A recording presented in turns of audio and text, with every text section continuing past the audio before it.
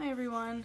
So, the last chapter we read was called Inside the Barn, and Kendra and Seth found a humongous cow in there that is what they assume gives them the milk that lets them see all the magical creatures and things like that. And they had to milk the cow, so they had a very unique way of doing that because it was a huge cow. Then they decided they were going to go back to the house. So that's what we're going to do. We're going to read chapter 13, and then I have some questions over here to ask. It's one activity, but that's going to be today's. So let's go ahead and get started with chapter 13.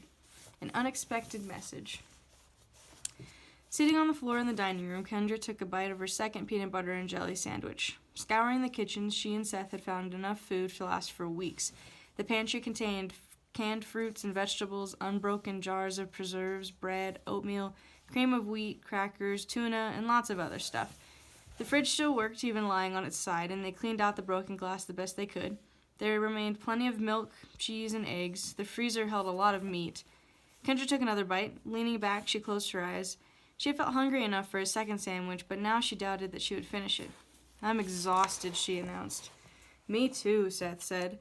He put a piece of cheese on a cracker and topped it with a sardine bathed in mustard sauce. "My eyes feel itchy." "My throat feels prickly," Kendra said. "The sun isn't even down." "What are we going to do about Grandpa?"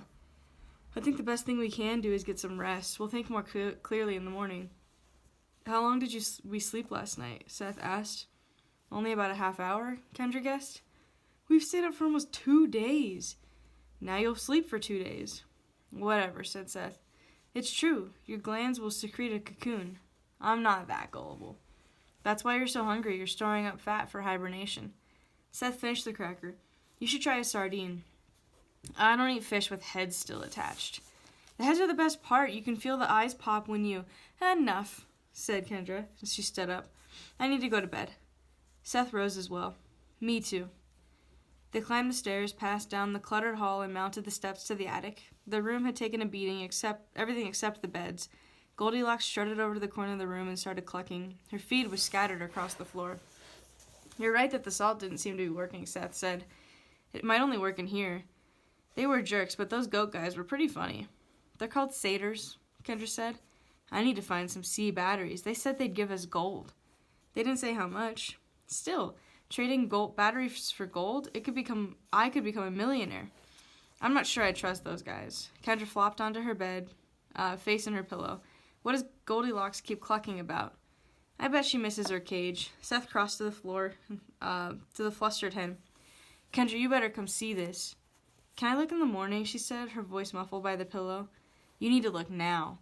Kendra pushed herself off the bed and walked over to Seth. In the corner of the floor, more than 100 feed kernels had been arranged to form 6 letters. IMGRAM. "You've got to be kidding," Kendra said. She gave Seth a suspicious glance. "Did you write this?" "No, no way." Also, here's what it says. So you got IMGRAM. Kendra squatted in front of Goldilocks. "You're my Grandma Sorensen?" The hen bobbed her head as if in affirmation. "Was that a yes?" The head bobbed again. "Give me a no so I can be sure," Kendra said. Goldilocks shook her head. "How did this happen?" Seth asked. "Somebody transformed you?" The chicken bobbed her head back. "How do we change you back?" Kendra asked. Goldilocks held still. "Why didn't Grandpa change her back?" Seth asked. "Did Grandpa Sorensen try to restore you?" Kendra inquired. Goldilocks bobbed her head and then shook it. "Yes and no?" The head nodded. "He tried but failed," Kendra guessed. The hen gave another affirmative. "Do you know a way that we can change you back?" Kendra asked. Another head bob. "Is it something that we can do in the house?" Kendra asked. The head shook. "Do we need to take you to the witch?" Seth tried. Do you guys remember the witch in the woods in the shack? The hen bobbed, and then the hen flapped her wings, moving away. "Wait, Grandma!" Kendra reached for the hen, but the flustered bird dodged her grasp. "She's freaking out." Seth chased her down. "Grandma," he said, "can you still hear us?" The hen made no acknowledgement of comprehension. "Grandma," Kendra said, "can you still respond to us?" The chicken squirmed.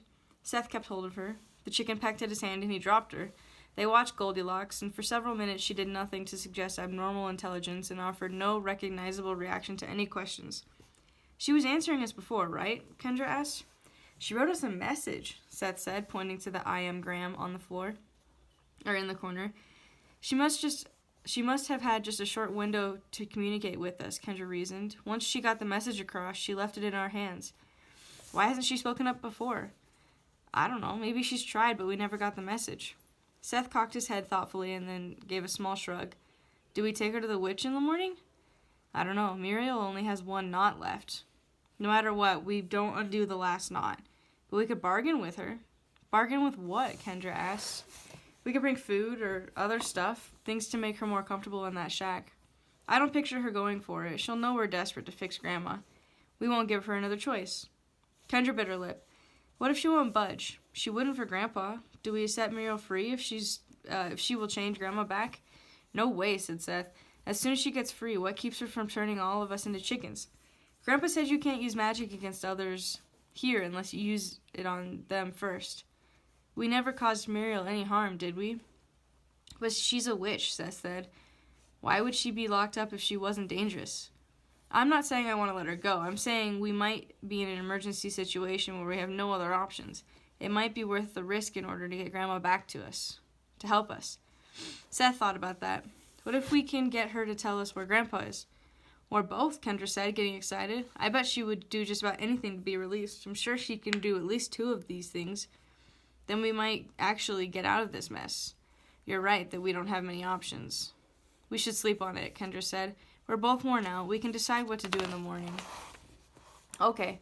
Kendra climbed up into bed, slid under the covers, let her head sink into the pillow, and then fell asleep before another thought entered her mind. Maybe you shouldn't have rinsed the milk out of our clothes, Seth said. We could churn butter with that while we walk. Foul. Well, by the end of the day, I might have had yogurt in my armpits. You're psychotic, said Kendra. Then we could add some of Lena's jam and make fruit at the bottom.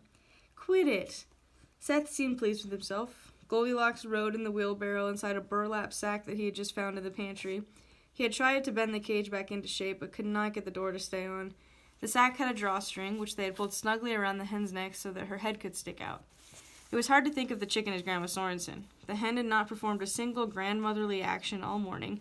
She showed no sign of reaction to the announcement that they were going to see Muriel, and she had laid an egg on Kendra's bed during the night. Seth and Kendra had awakened just before sunrise. In the barn, they had found the wheelbarrow, which they determined might be easier than carrying Goldilocks the entire way to the ivy shack. It was Kendra's turn pushing the wheelbarrow. The chicken seemed serene. She was probably enjoying the fresh air. The weather was pleasant, sunny, and warm without being hot. Kendra wondered how the negotiations with Muriel would go. In the end, they had decided it would do no harm to see what terms they could reach with the witch. Then they could base their final decision on the facts of what Muriel would be willing to do rather than conjecture. They had loaded food, clothes, tools, and utensils in the wheelbarrow, in case they might be able to barter with the comforts of freedom. Most of the clothes had been mangled on Midsummer's Eve, but they found a few shredded items for Grandma to wear in case they succeeded in transforming her. They had made sure to feed the chicken some milk in the morning, as well as to drink some themselves. The trails to the shack were not difficult to remember. Presently, they identified the leafy structure where the witch lived. Leaving the wheelbarrow, Seth carried the chicken while Kendra collected an armful of bartering items. Kendra had already reminded Seth to stay calm and be polite no matter what happened, but she repeated the admonition. They heard strange music when they drew near the shack, like somebody was playing a rubber band while clacking castanets. When they got around the front door, they found the grimy old hag playing a mouth harp with one hand while making her lumberjack dance with the other. I did not hope to have visitors again so soon, laughed the witch when the song ended. Pity about Stanley. What do you know about our grandpa? Seth asked. The words are all abuzz with news of his abduction, Muriel said. The Naiadic housekeeper as well, if one of us is to lend an ear to the gossip. It's quite the scandal. Do you know where they are? Seth tried. Look at all the lovely gifts you brought me, the witch gushed, clasping her veiny hands together. The quilt is gorgeous, but it would be ruined in my humble dwelling. I'll not let you waste your generosity on me. I would not know what to do with such niceties. We brought these to trade, Kendra said.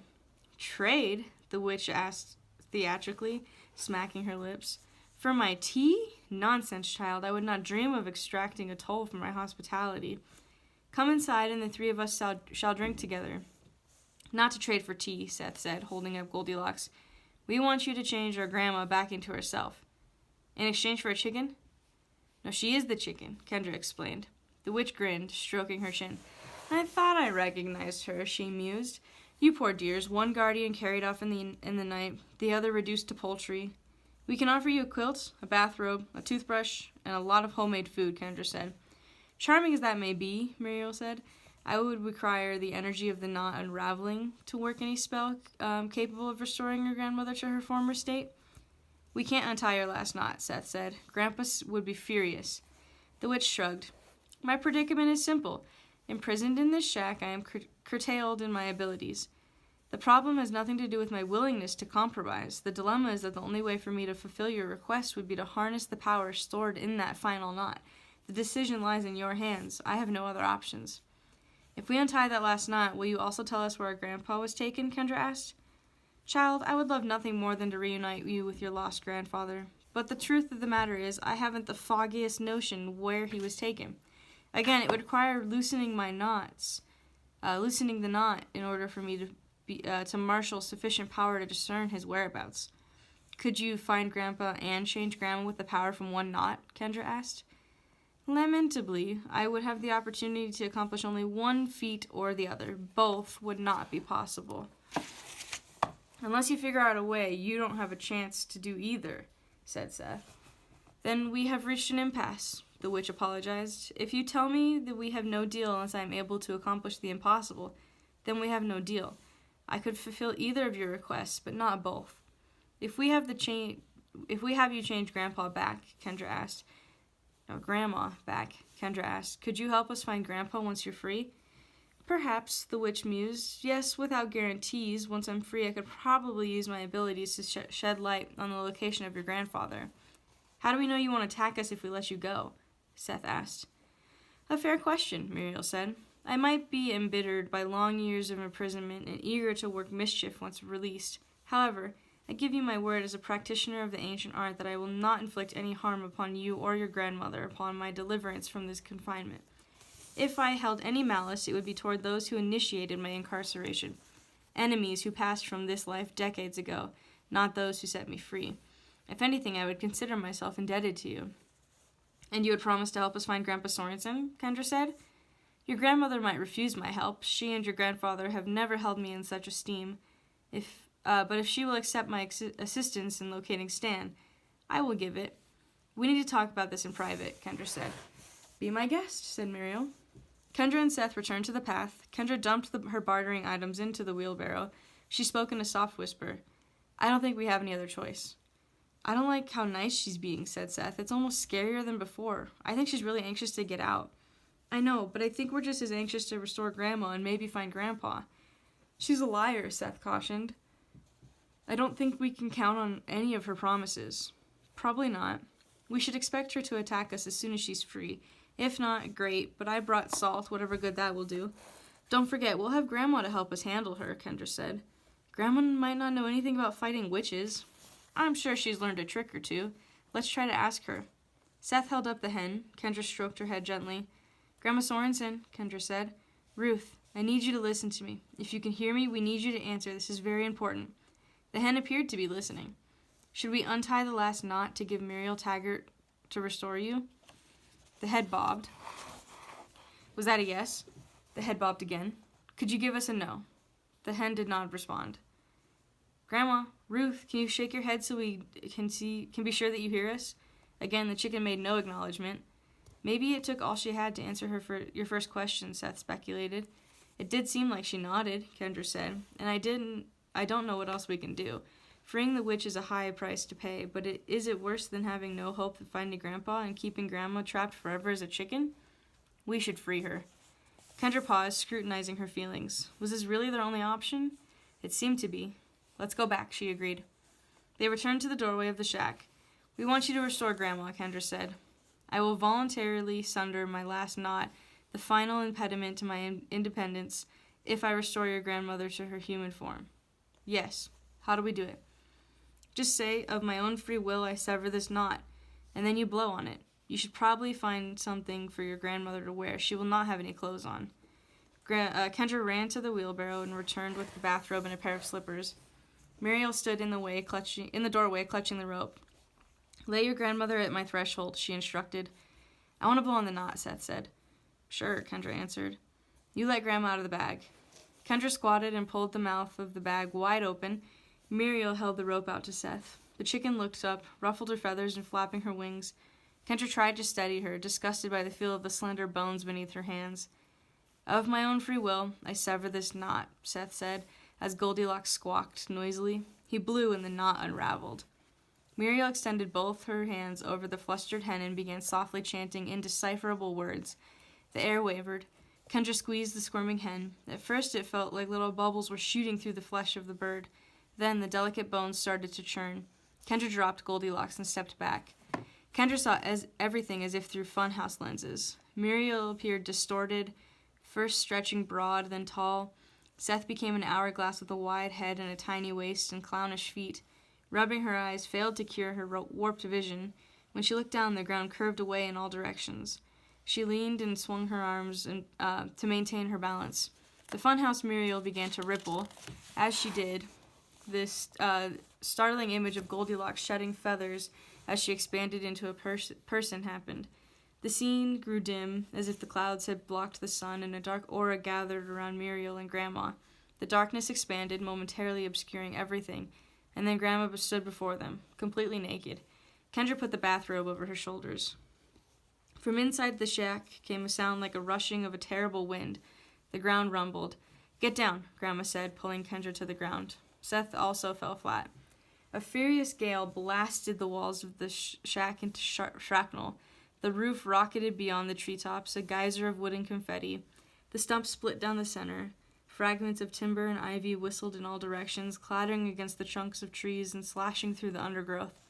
Kendra raised her head. Dressed in rags, Muriel gaped in wonder. Chips of wood continued to fall like hail, along with fluttering bits of ivy. Muriel grinned, displaying deformed teeth and infamous gums. She began to chuckle, tears brimming her eyes.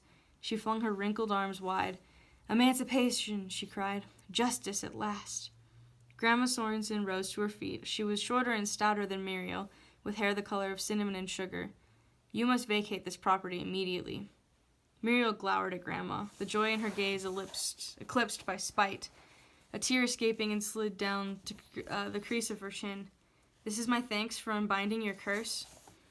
You have your reward for the services you rendered. You have emerged from confinement. Eviction from this preserve is the consequence of prior indiscretions. My debts have been paid. You are not the caretaker. My authority is the same as my husband's. In his absence, I am indeed the caretaker. I invite you to leave and never return. Muriel turned and began tromping away. Where I go is my business. She did not look back. Not on my preserve, said Grandma. Your preserve, is it? I object to your claims of ownership. Muriel still had not looked back. Grandma started walking after her, an old woman in a bathrobe trailing an old woman dressed in rags. New crimes will entail new punishments, Grandma warned. You might be surprised who administers the penalties. Don't provoke new enmity. Depart in peace. Grandma quickened her pace and caught hold of Muriel by the upper arm. Muriel twisted free, turning to face Grandma. Tread lightly, Ruth. If you speak trouble here and now in front of the little ones, I will oblige you. This is the wrong moment to cling to antiquated protocol. Things have changed more than you realize. I suggest you depart before I regain authority here. Seth ran toward them. Grandma took a step back, and Seth flung a handful of salt at the witch. It had no effect. Muriel pointed at him. Your recompense is coming, my bold little whelp. I have a long memory. Your actions will require retribution, Grandma warned. Muriel was striding away again. You speak to deaf ears. You said you'd tell us how to find our grandpa, Kendra called. Muriel laughed without looking back. Hold your tongues, children, Grandma said. Muriel, I have commanded you to depart. Your defiance is an act of war. You issue evictions in order to build a case for wrongdoing and thereby justify retaliation, Muriel said. I do not fear a feud with you. Grandma turned away from Muriel. Kendra, come here. Grandma pulled Seth and to her in a tight hug. When Kendra drew near, she embraced her as well. I am sorry for misleading you, children. I would not have guided you to Muriel. I did not realize she was on your final knot. What do you mean? Kendra said. You heard us talking. Grandma smiled sadly. As a chicken, thinking clearly becomes an exhausting challenge. My mind was in a haze. To interact with you like a person, even for a moment, required tremendous concentration. Seth nodded toward Muriel. Should we stop her? I bet the three of us could take her. If we attack, she will be able to defend herself with magic, Grandma said. We would forfeit the protection afforded by the fundamental covenants of the treaty. Have we messed things up? Seth asked. Setting her free, I mean? Things were already dismal, Grandma said. Having her on the loose certainly complicates the situation. Whether my assistance can compensate for her interference remains to be seen. Grandma looked flustered. She fanned her face. Your grandfather left us in quite a predicament. It wasn't his fault, Seth said. Grandma bent over, placing her hands on her knees, and Kendra steadied her. I'm all right, Kendra. Just a little woozy. She stood up experimentally. Tell me what happened. I know undesirable beings entered the house and took Stan. They took Lena too. I think they turned Dale into a statue, Kendra reported. We found him in the yard. Grandma nodded. As caretaker, Stan is a valuable trophy. Same with the fallen nymph. By contrast, Dale seemed unimpressive and was left behind. Any clue who took them? We found some footprints near Dale. Did they lead anywhere? No, Seth said. Do you have any idea where Grandpa and Lena are being held? No. Muriel probably knows, Grandma said. She has the alliance with the imps. Speaking of Muriel, Kendra said, where did she go? They all looked around. Muriel was no longer in sight. Grandma frowned. She must have special means of hiding or traveling. No matter, we aren't equipped to deal with her now. What do we do? Seth asked. Well, our first order of business is to find your grandpa. Learning his location should dictate how best to proceed. How do we do that? Grandma sighed. Our nearest option would be Nero. Who? Kendra said. A cliff troll. He has a seeing stone. If we can successfully bargain with him, he should be able to reveal Stan's location. Do you know him well? Seth asked. Never met him. Your grandfather has had dealings with him once. It will be dangerous, but at present, he is probably our best alternative. We should hurry. I'll tell you more along the way.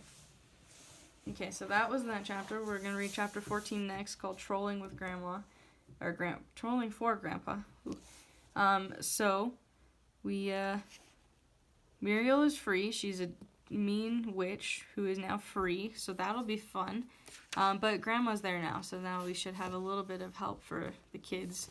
And they're not all alone anymore in a preserve that they don't know. So these are chapter 12 questions here. Number 1, what was the amazing thing that Goldilocks / Grandma did? Number 2, why didn't they want to bring Grandma to Muriel Taggart to make her human again? Number 3, who did Ruth say that they should go see to help find Stan? Number 4, how did Grandma Sorensen tell Kendra and Seth who she was? Number 5, in your own words, summarize what happened after Muriel changed Grandma into human. Grammar's off there. Changed. Number 6, why did Muriel not want to leave Fablehaven? So why do you think she doesn't want to leave Fablehaven? Number 7, why did Grandma order her to leave Fablehaven? So why would Grandma want her gone, and why would Muriel not want to leave? And then finally, number 8, so we're going to do some character traits of 2 characters. So for Grandpa, what sort of character traits do you see that he has? Things like being loyal, he's friendly, things along those lines. And then same with Grandma. We just met her, so see if you can come up with a few. And maybe we'll do one more where we do some traits about Grandma too. Because we just met her. We don't know a lot about her yet. But let's see if you can come up with some stuff for Grandma. And you've met Grandpa. You know what kind of person he is. So what are some character traits for him? All right. That is all for the day.